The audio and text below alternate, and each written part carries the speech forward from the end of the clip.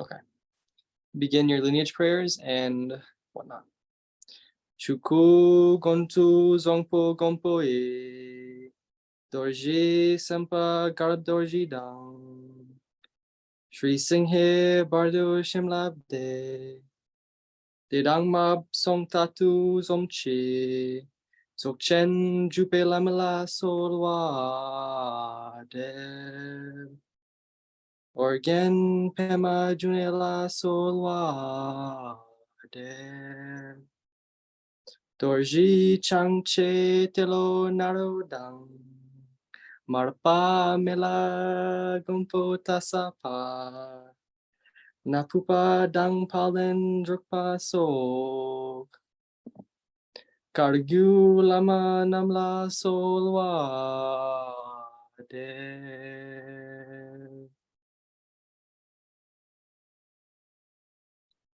Homage to the teachers who taught me to write, taught me to read, taught me to walk. Homage to those who taught me how to move my arms, my legs, my mouth, my eyes. Without you, there is no this. Pal kondu zongdang yerme pa. Gong garab dorji jing trak pa. Jete dang ne sume pa ye. Palamanom che tirto chong. All right. Go to the yellow prayer book now. Here we go. Okay, so we'll have to figure out a way to do this, like letting people in thing. Gotta figure that out. All right. Okay. Before any practice in this tradition, we do two things. We take refuge and we generate bodhicitta. Refuge is there so you understand what you're doing, so you remember what you're doing, and it doesn't become complacent. Oh, yay. Thank you, Madeline. How do I do that though? Sure, that's fine. Next time. Yeah, so refuge, yes. You take refuge always, so you remember where is it that you go for suffering. When there is suffering, where you go. The first place you go. And so you remind yourself over and over through the prayers, for every practice where you go. So you never forget this. So there should never come a situation in which an issue occurs and you go, where do I go? There should not be that feeling of lost in the ocean of samsara anymore. That is the whole point of practice, right? Never should there be that lapse of remembrance of where to go. Next, we generate bodhicitta. Bodhicitta is the mind of enlightenment for sentient beings. It is remembrance of you will relieve all of your suffering to the highest perfection of that statement so that you may be there for others. Because I guess most of you have figured out by now that you can't really be there for people. Not really, unless you're good. Otherwise, otherwise you're gonna be drowning and you're gonna try to help a drowning person, right? It's not gonna work out. Chances are you're probably gonna get exhausted. Chances are you're probably gonna overextend yourself, and that's just not gonna go well, as you've seen. So good. Let's go to the opening prayers.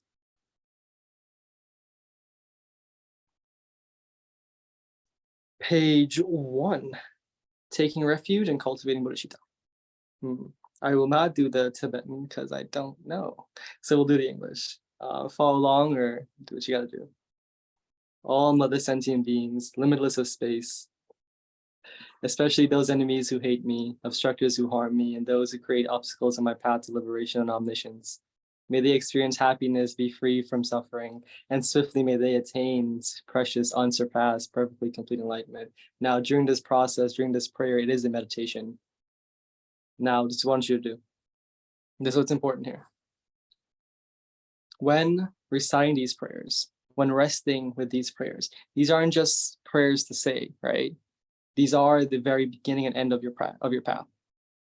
Remember that. And so what helps is when you say them, especially when you get to cultivating bodhicitta, what I want you to do before you begin that passage is sort of think of a kitten. Think of a baby kitten, like right as you're holding it here, and generate that feeling of actual love in you. You can be whatever you want. You can love your dog, your family, whatever. Just think of whatever arises that feeling in you, because that is what we want. The arousal of that. That softens your mind. It literally has an impact on what happens after as you continue your practice. Otherwise, it becomes your practice. It becomes mechanical. We don't want that. Always be generating that. Rest and you feel what you can feel as the guru you think of, your God you think of, whatever it is you want to think of, generate it. Okay, let's go.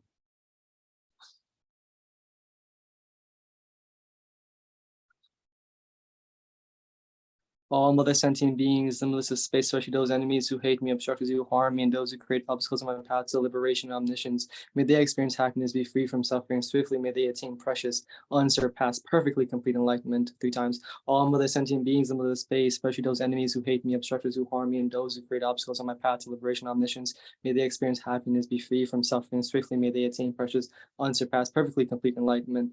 All mother sentient beings, limitless as space, especially those enemies who hate me, obstructors who harm me, and those who create obstacles on my path to liberation and omniscience, may they experience happiness, be free from suffering, and swiftly may they attain precious, unsurpassed, perfectly complete enlightenment. That is the motivation bodhicitta. Now we go action bodhicitta, page 2. For that purpose, until I attain Buddhahood, I will apply my body, speech, and mind to virtue. Until death, I will apply my body, speech, and mind to virtue. From today until this time tomorrow, I will apply my body, speech, and mind to virtue. Understand that this is the actual motivation that needs to be maintained moment to moment. That is the actualization of it. It is not something you simply say. It is the actualization that occurs in every moment.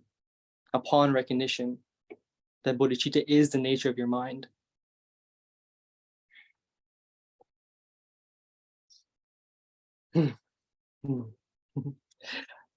Cultivating bodhicitta now, page 3.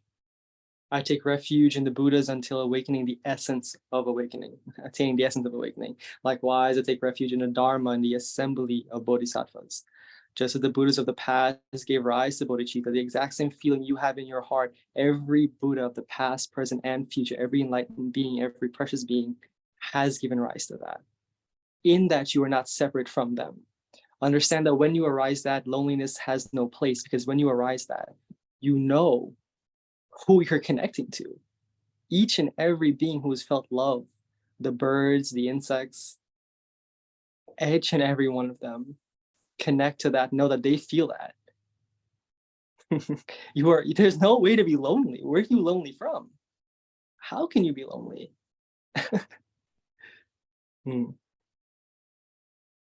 So shall I give rise to bodhicitta for the benefits of all beings and practice the stages of the bodhisattva's path. I take refuge in the Buddhas until awakening, the essence of awakening. Likewise, I take refuge in the Dharma and the assembly of bodhisattvas, just as the Buddhas of the past gave rise to bodhicitta and progress along the bodhisattva's path. So shall I give rise to bodhicitta for the benefit of all beings and practice the stages of the bodhisattva's path. Page 4. Now, refuge. Put your palms together if you may. Until awakening, I take refuge in the Buddha, the Dharma, and the Supreme Assembly. By the merit of generosity and the other perfections, may I attain Buddhahood for the benefit of all beings. Until awakening, I take refuge in the Buddha, the Dharma, and the Supreme Assembly. By the merit of generosity and the other perfections, may I attain Buddhahood for the benefit of all beings. Until awakening, I take refuge in the Buddha, the Dharma, and the Supreme Assembly. By the merit of generosity and the other perfections, may I attain Buddhahood for the benefit of all beings. Page 5. We come to the Four Immeasurables. This is it. If you are, I recommend repeating this in the morning and night. Repeating as much as you can, the Four Immeasurables. Repeat it when you feel that sensation of love. Repeat it. Because this is what's going to happen. When you feel love normally, we tend to be single-pointed in our attention to love. Like I said, when you think of a cat, you feel love towards the cat. See, now what we do here in the Four Immeasurables is we expand it. And this expansion occurs in mind, okay? You release the point focus from the object of your love and you release it into open expanse. Limitless love. May all mother sentient beings, limitless of space, have happiness in the causes of happiness. May they be free from suffering and the causes of suffering. May they not be separated from the happiness that is free from sorrow. May they rest in equanimity, free from attachment and aversion. May all mother sentient beings in the space have happiness and the cause of happiness. May they be free from suffering and the cause of suffering. May they not be separated from the happiness that is free from sorrow. May they rest in equanimity, free from attachment and aversion. Say the footnotes. The cause of happiness is love. The cause of suffering is self-grasping. It is the grasping at that object of your mind, that single-pointed object that is the self-grasping. To release that through method, is what's going to bring that limitless love. You'll feel it opening. You'll feel it expanding. When you dedicate your merit now, when you dedicate what we do here today, we dedicate merit so that you don't hold what you do here for yourself. So you always practice that, well, I'm practicing, yes, but I dedicate it for their benefit.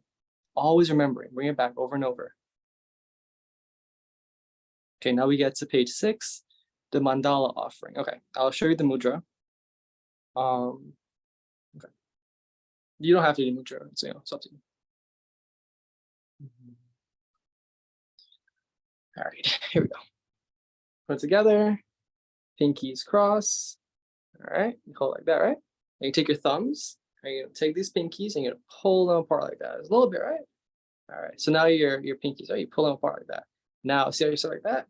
Now we're gonna take these ring fingers and you go whoop, right there, right in between the pinky pull.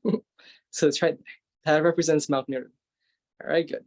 And now, you have your 2 little fingers here now, right? You're gonna kind of put them overlapping each other like that. Overlapping each other like that. However you want to overlap them. Actually, no, here we go, yeah. So the right hand, middle finger, okay? Right hand, middle finger, put it on your index left. Sorry for flipping y'all off. Put it on your index like that. Okay, good. Good. Now you just put the other one right there and there. It's not, there you go. It's like that. So now it's like this together, like now it's like that. What this represents, this mudra is very important. This represents the universe. This mudra is the universe. And so what we do in the Mandala Offering is very simple. We offer the universe to every sentient being. Okay? We are offering all of existence to sentient beings. That's what we're doing here. And so we'll do like this. You're going to hold this and I'll chant it. And then when you're done, you're simply going to invert, like turn your head around and let go. That is the offering. And you feel that. Okay. So you pull back, that, and then just down. Okay. An infinite array of worlds, each with 4 continents and the wealth of infinite ocean of realms. Feel the vastness. Oh no, I lost it. For this one, you can do this one too, and then invert if you want. This, but this is the important part. You want to feel when we end this prayer. You want to feel that. You want to feel that openness. Okay, I'll do this one. An infinite array of worlds, each with 4 continents and the wealth of infinite ocean of realms. If I bring them all to mind, this is the visualization. If you can visualize, do this now. Visualize you are bringing as limitless as your mind can go of all universes. Any picture you felt a scene of like the NASA stuff, bring it to mind. All those vast arrays of universes, bring them to mind. If I bring them all to mind and offer them without exception, please hold with compassion all beings they contain. Your own mind, your mind in which you generated the universe. Hold all beings within that very mind in compassion. My body, enjoyments, and whatever I own, my aggregates, elements, and any sense sources. My aspirations now and in times to come, as well as everything that I grasp as mine. By offering them all, may I be blessed with the end of self-grasping. For that is the goal. Never forget that goal. It is the end of the self-grasping that occurs in every moment. Completely liberated from the bounds of real and unreal, transcending the names and attributes of arising, cessation, and abiding is important here. The prayer maps out for you enlightened mind. It's very simple. Brahman. In very clear words, very plain words, it maps out for you what it is, your own nature. transcending the names and attributes of arising, cessation and abiding, coming and going, affirmation and denial. No need to affirm what you already are. No need, can't even deny it. Self-existent, self-arisen. The supreme mandala is the natural state. When I offer it, bless me to attain the state of Buddhahood. Om Guru Deva Dakini Ratna Mandala Pratika Swaha. One more time.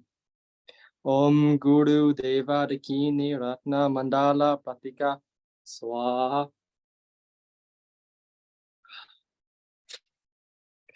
Yes. Okay, what time is it? So you have some time here. Okay, we'll do this for 10 more minutes, and then I will show you a meditation, but you may start your own one if you have one in your practice. But at 11:30, we'll start meditation.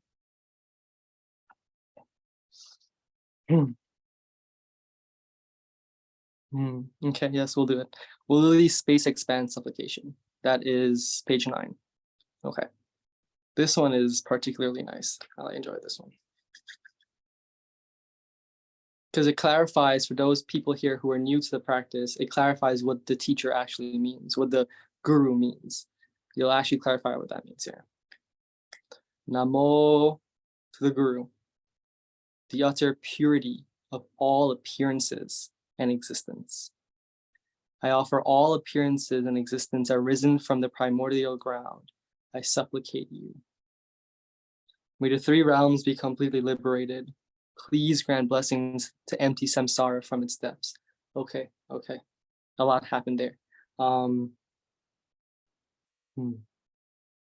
Ma, for those of you who, yes, Gare, what's up? Okay, so like I have a question because the thing is like, okay, so I have been traumatized before. So because of that, I struggle with this concept of like, oh, we should be like, oh, let's pray for everyone. Oh, let's give like, you know how you were essentially saying, oh, let's I forgot exactly, but you were saying, oh, let's give everyone the universe or like things like that. It's like I struggle with that concept because I have been like, I don't know, because I have been like hurt before. So it's like, what, like, I'm trying to understand, like, how would you do that? Like, because I understand that obviously, like, I still believe that everyone is divine regardless of what they have done or their actions. But it's still like, how do you still acknowledge that obviously what they did was shitty while also acknowledging that, hey, they are divine in that sense?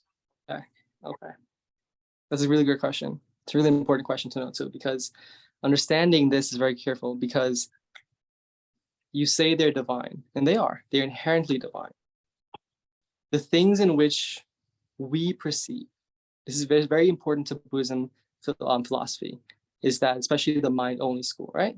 Is that all that arises, all that is perceived as the other person occurring, whatever arises in your mind as a thought of the other person, the feeling you feel of the other person, the perceiving of you perceive as the other person occurs in your mind. I understand, yes, so much hurt, so much, yes. And this is a question Nish has expounded on a lot, and I think great question for him to discuss with you. But this here is very simple with the offering is this. Once you offer, let go of self-grasping. You offer them, this is the Mahayana path, right? It's liberation through the method of giving. Because within this, you are a duality giving something to someone. What this does is it takes you out of that habitual mindset of saying, I'm here, only me, I'm important. My feelings, my thoughts, my emotions, my perceptions. And that's true. It is important. It's very important that you feel these things. But in the practice, liberation is the goal. In the Mahayana, in the Vajrayana, in the Buddhism, liberation is always the goal. And through this, the altruistic motivation of giving is important. And so the more your mind becomes softened to the self-grasping of our past, our present, and our future, it is the method of giving the universe that self-grasping diminishes. That is Mahayana. That is the path. It's not for everyone. It's not for everyone, I agree. But that is So my essentially, because I understand. Okay, so basically, it's kind of like, you know how God has no morals? It's basically, okay, I don't want to say he has no morals. It's more like God is beyond good or evil. I'm yeah, sorry. non-dual. It can be put into the No, remember yeah. that's all thises and that's aren't. That is it. All thises and that's aren't.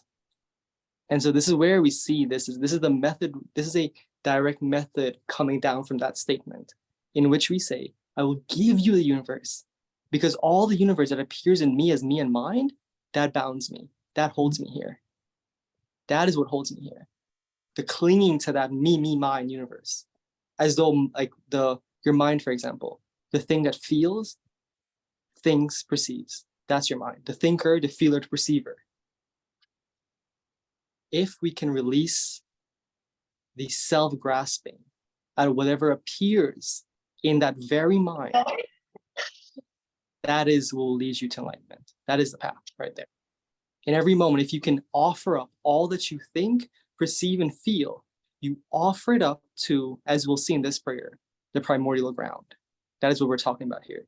And so when we know, we go back to Kali, right? She is the primordial ground. And so when we say to the guru, the utter purity of appearances and existence, that's her. She's all things. I offer all appearances and existence are risen from the primordial ground. This is what it means. All your thoughts, feelings, and perceptions arise in her as her. It is our clinging to their self-nature as though they are referring to someone in here that binds us. That is what we're giving up. Understand, you're not forgiving people here. It's not about that. You're not forgiving them. You're not going out of your way to help It's them. about acknowledging like divinity as a whole. Yeah, And yeah. because it's like God is non-dual. He doesn't have any, he's beyond good or evil. That's essentially what we're trying to situate at. Every thought you think, every perception you perceive, every feeling you feel is her. And you give that up. Because it's not yours to have. It's never been yours to have. Yes, it arose from you because of karma, as we say. Your relation to it, what you feel about it, what you think about it, that's karma. Your reaction to it, karma. And so if you wish liberation, the method that's produced here is that releasing. Because it's that releasing that binds. Sorry, that phrase. But yeah. Good. Now this is the next good part here. To the primordial ground, I supplicate you. Buddhism, there is no like God, right? We say primordial ground. We say Buddha nature, right? Okay. May the three realms be completely liberated. Please grant blessings to empty samsara from its depths. Now, at first glance, you might think samsara means the beings who are in, the beings in hell, the demons or whatever you want to call them, blah, blah, blah. No, here's this now. That's true on one level. Let's go deeper. The three realms of samsara are subject, object, doing. These are the three realms of samsara. This is what, as we say, binds you. When you think there's a subject, an object, and a thing there, and I think that's happening. When you perceive, that's happening. When you feel, that's happening. That is what needs to be liberated. These three realms of doing needs to be liberated. Okay. And your method does that for you. That's your method. Your method will bring you to non-duality, right? In which there are no separation. So there is no subject, no object, no doing. Non-duality. Okay. All right. We have 4 minutes more. Okay. Here we go. Lord with 5 omniscient wisdoms, crown ornament, kind one with loving nature, primordial ground, precious protector of beings, heart of all Buddhas, inexpressible by words or thought. No matter how many words are produced, none of them are it. All right? No matter what thought is produced, none of them are it. But the very substance in which thoughts are made of, the very substance in which thoughts are made of, that is her. She's in all. Every thought you think, she's there. If you recognize her and let go of the content of what is being thought, you recognize her, you've freed the thought. You've recognized that purity of the thought already there, already present. Because she arises, no? Every thought you have right now, where does it arise? In mind. You know non-duality, you guys have been around. What is mind made out of? Mind is non-dual. Mind is not even there. Mind's not a thing that can be placed here or there. I cannot take a pin and say mind is in inside, outside, left, right, up, down. Can't say that about mind. And so your very thoughts that occur in this no place, this no thing, its substance is no thing. What is no thing? You know, we say no thing but Brahman, Kali, whatever you want to call it. That is it. If you can recognize this in every moment of every thought, they will free themselves. I mean, they already do. You need your thoughts already free themselves, right? Like if you want to try this, I think I tried this before with someone, but bring a thought to your mind, any thought. My name is Paul. Now hold it. Don't repeat it. Hold the thought. Don't repeat the thought. Hold it. You can't. It's gone. By the time you try, it's gone. You can never. It's self-liberating. It's never been bound. Anyway, I supplicate you from the core of my mind. Bless me from the state of Dharmata, that very no thing. Bless me to realize this mind, primordially pure and unborn, as the unfathomable Dharmakaya. All right. Now, thank you for that, joining me in that prayer. Now we're going to move to the meditation. If you have a method, go for it. If not, I will lead you through one. But the method I'm going to show you now, if you can sit 15 minutes with it, that's enough. Don't force yourself with this one. Okay.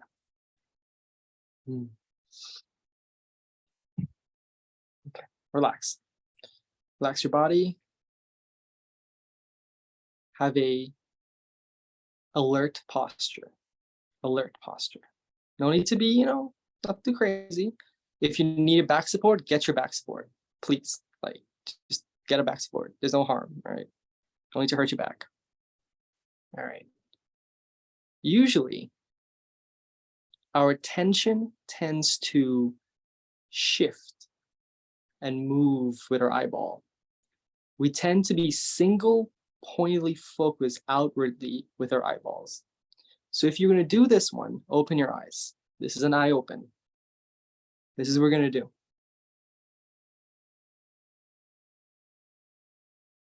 Let your body relax. Let your eyes rest. Relax the eyes. Relax that clenching at trying to see something.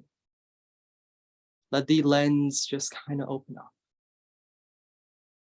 And leave it relaxed there, as it is.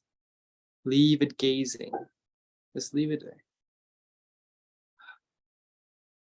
To not be involved into thinking, perceiving, and feeling. Because that's what we do all day, right? All day we single-pointedly focus on what we think, what we feel, what we perceive, what we feel about what we perceive, what we think about what we feel about what we think, and it wraps. It's a giant thing that's there. For now, we release it. Release the attention of it and rest. Nothing to focus on, no state. Your ordinary mind. Just leave it relaxed and open. Leave your gaze there, leave your body there. This is called mind looking. If you can, the method of the eyeball is simply there to help you release and relax your focused attention.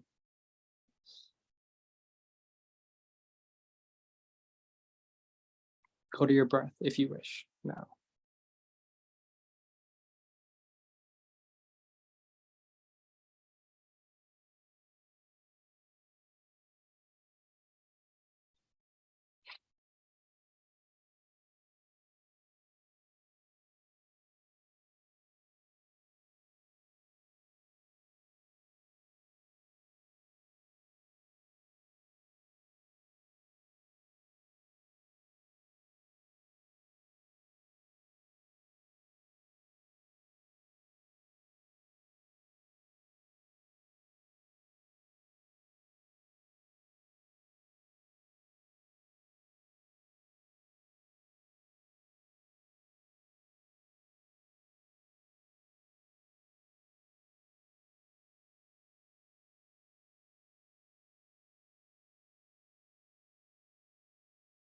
This is a relaxation. So when you tense up, you relax.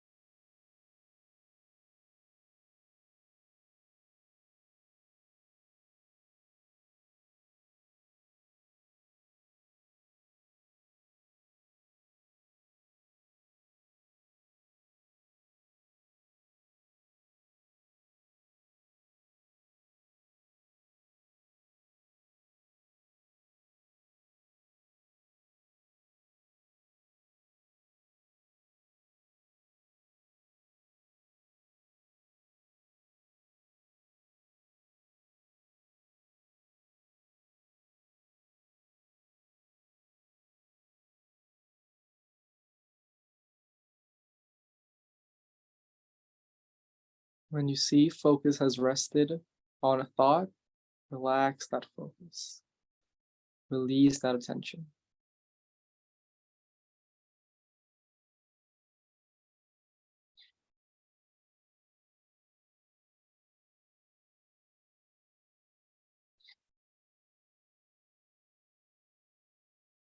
It is your mind as it is. If you need something to help you relax, you can use the thought, where is it happening? And relax as you open up into that where, that where, the context to where they're happening and not the content. Relax into the context.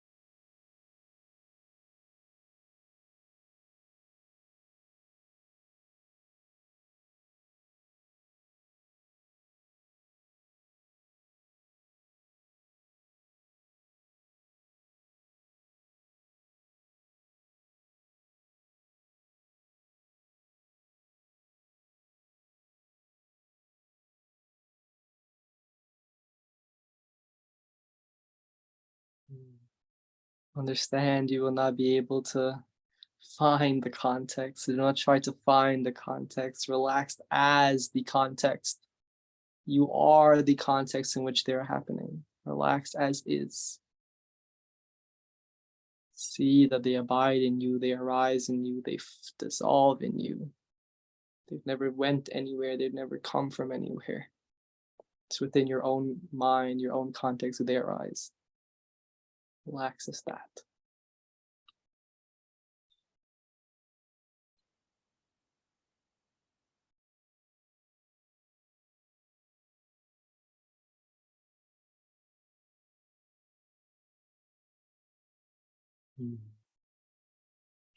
Fact. It's your natural mind before the attention was caught into the context.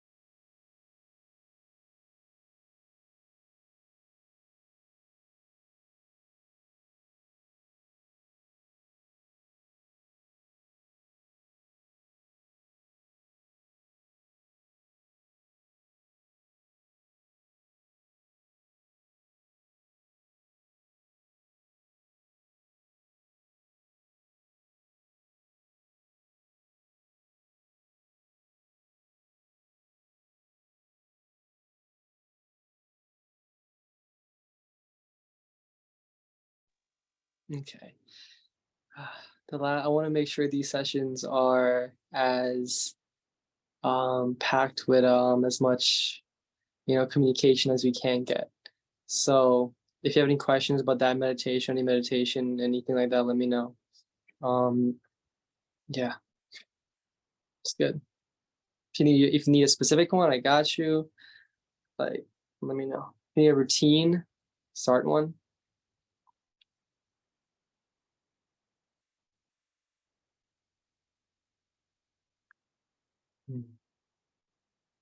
If nothing, that's okay. I will chant 3 different mantras, and you may use them if you like. They're open.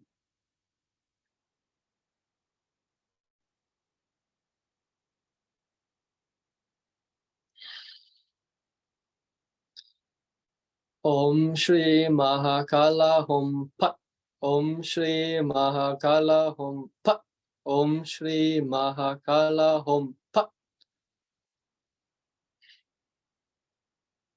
Oma Hum Menza Guru Pema Siddhi Hum. Oma Hum Menza Guru Pema Siddhi Hum. Oma Hum Menza Guru Pema Siddhi Hum. The first one will remove negativities if you wish. The second one will call upon teacher. This one will call upon wisdom. Om Marapa Sanadi, Om Marapa Sanadi, Om Marapa Sanadi, Om Marapa Sanadi, Om Marapa Sanadi.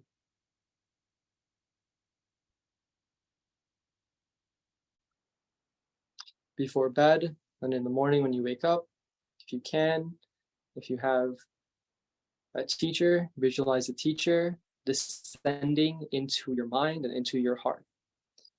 If you don't, visualize the deity of your choice, visualize them above your head, into your mind, into your heart. This will help tremendously through the day. If you wish, say the Four Immeasurables with them, and yes. That'll get you started good in the day. That'll make sure that your mind is pretty dharmically, focused. Because that visualization, the more you do it, you'll feel it through the feeling, remembrance, through remembrance, consistency, and then fruition. That's what we're doing, right? Remember, be consistent, fruition.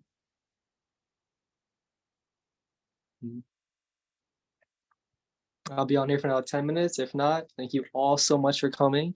We will be doing this every Sunday, and we'll do sutras, maybe some tantras later, but we'll be going through that.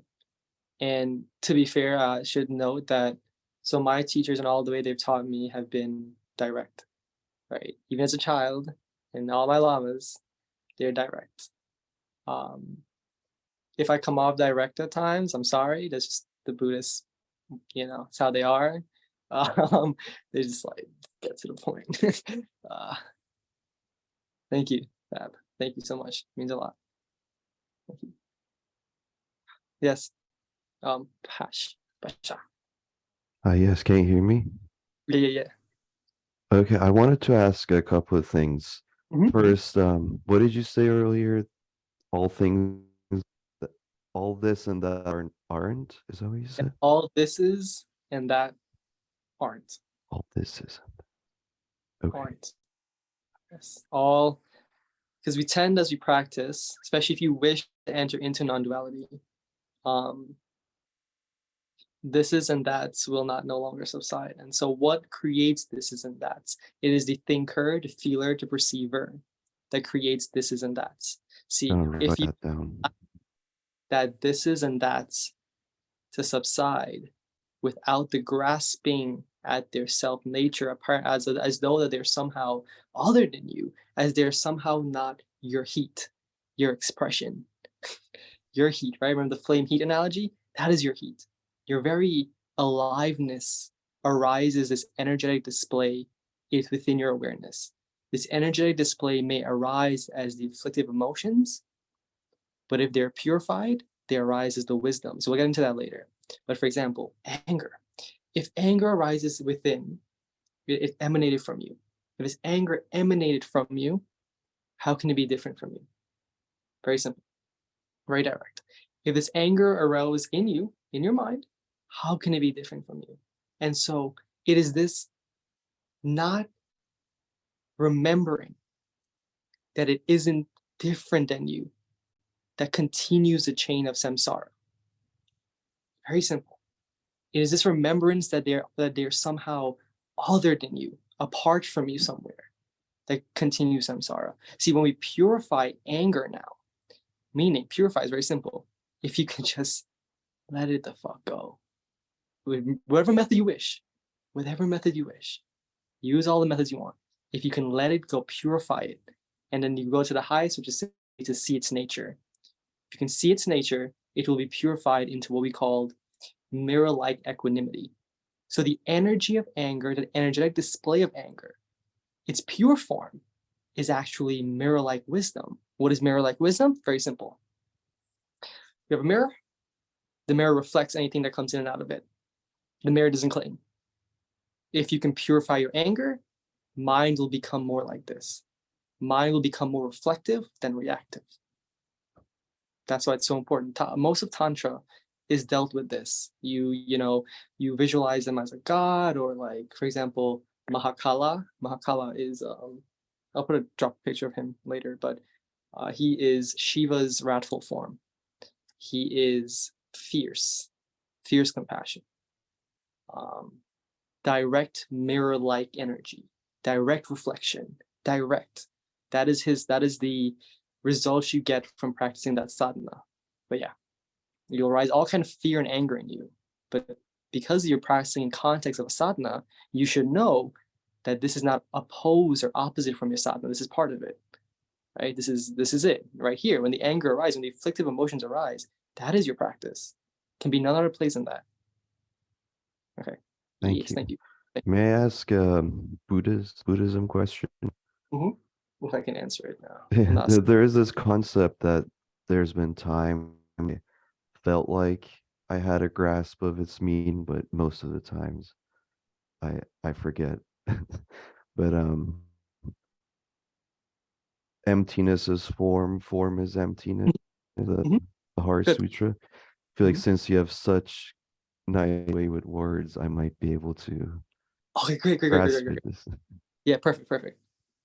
Okay. First, to know emptiness directly is the main point here. Without knowing emptiness directly, it's not possible here. So, this is not a question of your practice. No, this is a direct right now. So, very simple.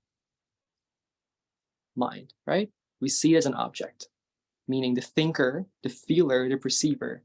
It is felt like an object. It is felt as though it's somehow here. If that is seen directly, meaning if you see the very nature of the mind, meaning if you can see that every thought, feeling, and perception, where does it arise? It arises in mind. What is mind made out of? What have they all been telling you mind is made out of? Mind has nothing. It's not made of anything. But it's not a void. It's not a vacuum. It's not a vacuum. It simply lacks substance. There's not an atom in which you can say mind is made out of. I cannot take mind and put my coffee on it. I cannot take a thought out of my mind and put my coffee on it. It has no atom of solidity. This is emptiness. It is empty of inherent nature. And so therefore, if you can see all thoughts, perceptions, and emotions as being non-different from this very no substance, emptiness and formal, they're not separate. So the thought that arises in your mind right now, if you were to look for where it arose, if you were to look for where the thought arose, what it's made out of, right now, you'll drive yourself crazy, first of all. But when you drive yourself to the point of craziness and it breaks, you'll see that you can't find a substance. It's lucid, it's dynamic, it's just ever-flowing energy. It just flows through your channels. Your karma is like thoughts come up, whatever you feel, what you think, whatever happens. But it's made of no thing. And that is the emptiness in form. Whatever's out here, I know when people hear this, they go, and I used to do this, you go like straight out here, right? You go straight like, well, how is this made out of nothing, right? Like it's solid, I can feel it solid. How is it empty? Everything, I heard this from a Swami one time. Everything out here, what is perceived out here, is a suggestion. It is just a suggestion. It is just a suggestion in which you imprint what you want to imprint on it. You may imprint a chair, a dog might imprint like a pea thing to pee on. The dog don't see a chair. The dog doesn't know what a chair is. The dog's karma, the dog's own mind imprints that. Emptiness, listen, emptiness means unlimited possibility. It's not a vacuum. And therefore, when we say everything is empty, very simple. This, I can call the remote. God knows in nature, it's not a goddamn remote. It's nothing. I can imprint whatever my mind wishes to imprint based on my karma. I can imprint on it. It's true nature as it is without my clinging to some self nature, calling it a remote. Release that. It's allowed. It's allowed to just be without my needing to impose some reification on it. Same thing with the depth of this is the same thing that occurs with thoughts, perceptions, and emotions. Those are the things that we really have identified, we really reified. Instead of just a remote, we've reified our own thoughts, our own emotions, and so forth. And this is what is meant by that. Yes. We can do this over and over again. We'll go through this. Don't worry, you'll get it. Right.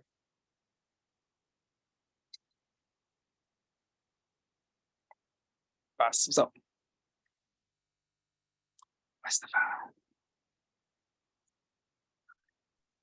Trying to touch my phone gently so it doesn't jump off of the guitar case. Yeah. So I had a question about the meditation. So it seems like in the first part, you were encouraging us to kind of release thoughts and relax into the context in which they're happening. And so it seems like in that kind of practice, there's not an object on which your attention is focused. But after a bit of time doing that, you said now you can attend to the breath. And Yeah, so I wondered, I'm so sorry. Yeah, those are just like if you can't do it, go back to the breath. Okay. Yeah. Right. Yeah. So that's just what I was wondering if you're giving us a couple different kinds of practices, or if you're somehow going in between focusing on the breath and not focusing on anything. Yeah. Yeah. Gotcha. Yeah, next time I'll clarify that. Yeah, the first meditation is very, very simple. It's simply to relax the orifice of your attention, thereby just letting your mind be as it is, letting whatever comes and whatever goes. If you can remain in that state of released attention, it will naturally settle itself. Not in the thoughts and so forth. If you can just keep coming back to relaxation, it'll settle itself. That is what we call in Tibetan Buddhism. We do it for that the one we showed you there. That one is like, if you get it, good. But if not, we go back one. We go back one step. We get an object, like a pebble. You put the pebble in front of you, and therefore you do the same thing, except now, you can't really not pay attention to your thoughts. If you can't do that quite yet, pay attention to the pebble. Let your pebble be home base and relax the attention around that. And it will help. It'll do the same thing. And eventually we take the pebble and throw it away. And then you do that. Okay. Is there a reason that a pebble is used for that and not the breath? Traditional, because eventually we will take the pebble and throw it away. We can't do it with your breath. Okay. You breath and throw it away. So we take the pebble and the teacher is coming, toss it. And so you rest in that calm abiding. That is shamatha, the calm abiding. The calm abiding in which you don't allow mind to cling. Yeah. It's very, and that relaxation into the context, does that happen by me trying really hard to relax into the context? Force my mind to go into where the thought is coming from? Well, I mean, if you can't just like do it, if you can't do it right away, if you don't have the karma for that in terms of just like relaxing as is, then no, it's really hard to do it. It's really not an easy thing. But you say you give the teaching first, and if they get it, just go back one if they don't. And so With the object now, you don't force. There's no forcing here in Shine. Shine is called calm abiding, right? Because the two wings that carry you, shamatha, vipassana, insight, calm abiding, through these, eventually they come together. They support each other. And so the calm abiding, the highest, you can call it pure awareness at one point, right? Pure awareness, calm abiding. But that's not the end. You can't stay there. You need the vipassana. You need the clear knowing of phenomena, of the nature of phenomena. Otherwise, you'll be stuck in this sort of formless place. And the immanent will not be known to be so transcendent. It is the oh wait, no, never mind. That wasn't me. We're good. Yeah, and so the immanent will not be known to be transcendent because of that lack of insight into the nature of the immanent. That is what that is, right? It is, the one level of I think enlightenment. People want me to stop recording. Oh, wait, thank you all for coming. It's 12 o'clock. I appreciate you all. There we go.